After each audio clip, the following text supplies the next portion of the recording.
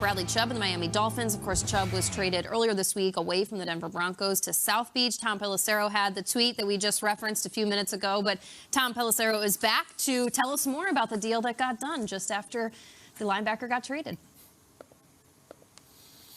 That's right, Jamie. And this was a deal that was always going to get done once the Miami Dolphins gave up a large package to get Bradley Chubb that included a first-round draft pick. The sides agreed overnight to a 5-year, $110 million extension that ties Bradley Chubb to Miami through the 2027 season. I'm told that the full extension can be worth up to $111.25 million with incentives. It is massive money, over $22 million per year for Bradley Chubb, who has been a very effective player when he's healthy. He's had some injuries that have set him back here in recent years, but played very well out of the gate so far this season for Denver. Dolphins now hoping that this is one of the missing pieces that can make them a Super Bowl contender right now. Jamie?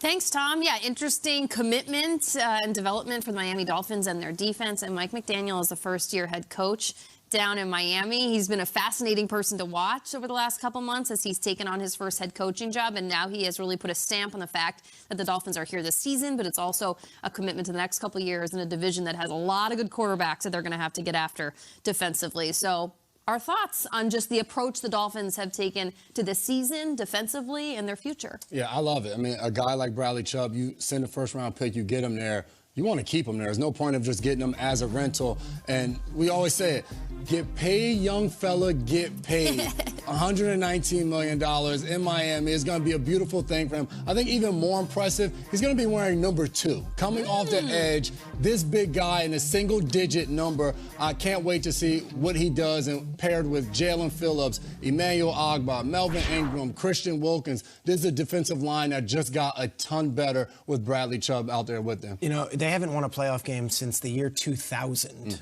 All right, that was the year 2000. It was Jay Fiedler and it was Dave Wanstead as the coach. So I think the Dolphins are looking at their roster and saying, we've really, really ramped it up with Tyreek and with Mostert and, of course, with Terron Armstead. And we bring in all of these new players. This thing comes about and it's like, we're not getting to the quarterback. Yeah. They only have... I think they're tied for 22nd in the league in sacks, and Jalen Phillips is their leading sacker, and he's got 3. You're not beating Josh Allen. You're not beating Patrick Mahomes. You're not necessarily beating a Justin Herbert type or a Lamar Jackson unless you can get to the quarterback in January. So to me, this was like a necessary move. And then the icing on top is that the agent, Eric Burkhart with Rock Nation Sports, is dealing with Chris Greer and Brandon Shore over there in Miami. And they're, for the last 48 hours, putting it together and saying, not only is it for this year, this is for the next 5 years. I think that's a statement from the Dolphins to the rest of the league. And I think it shows that they are in this thing. This is not a, hey, let's try to sell some tickets and get team interest up and we've got all these fancy name players. No, they think that they can compete in the AFC. Yeah, they're just coming off a big win against Detroit where the defense had a hard time slowing down golf. And to your point, yeah, we can't have enough guys to get after the quarterback.